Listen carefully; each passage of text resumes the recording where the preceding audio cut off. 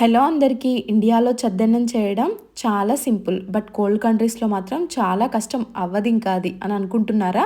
అదేం కాదు. నేను ట్రై చేశాను. నేను సక్సెస్ అయ్యాను. మీకు కూడా చెప్తాను చూడండి. చెప్పు. సో, మనకి బేసిక్‌గా కర్డ్ అనేది తోడుపెట్టడం ఐడియా ఉందంటే, మనం ఏ ప్లేస్‌లో ఉన్నా గూడా ఇంకా మనం ఏదైనా గూడా సక్సెస్ అవుతాము.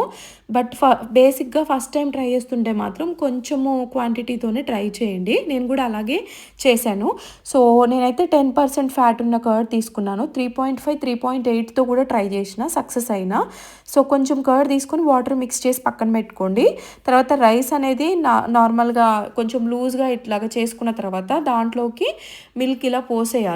సో, మీరు అడల్ట్స్ అయ్యి ఉండి మీకు చిల్లీ ఆనియన్‌తో తినడం ఇష్టం ఉంటే ఈ స్టేజ్‌లో మీరు యాడ్ చేసుకోవచ్చు.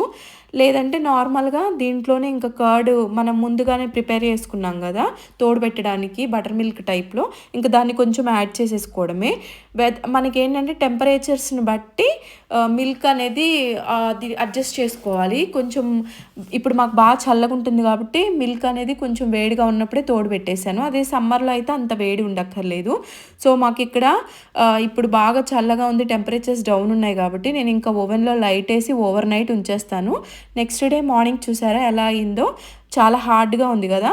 సో, ఏంటంటే మీరు మీకు దీన్ని కొంచెం వాటర్ మిక్స్ చేసేసుకొని దీంట్లో ఆనియన్, గ్రీన్ చిల్లీ వేసేసుకొని తినొచ్చు. నేను మా బాబు కోసం ప్రిపేర్ చేశాను. అందుకని చెప్పేసి దీంట్లో వాటర్ మిక్స్ చేసి సాల్ట్ ఇప్పుడు యాడ్ చేసేసుకొని విడిగా పోపు పెట్టుకున్నాను. ఆ పోపంతా గూడా బాగా చల్లారిపోయిన తర్వాత అప్పుడు దీంట్లో మిక్స్ చేశాను. సో, అట్లయితే మనకి దద్దోజనం టేస్ట్ ఉంటుందనమాట.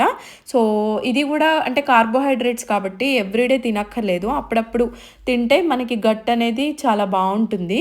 So, thank you.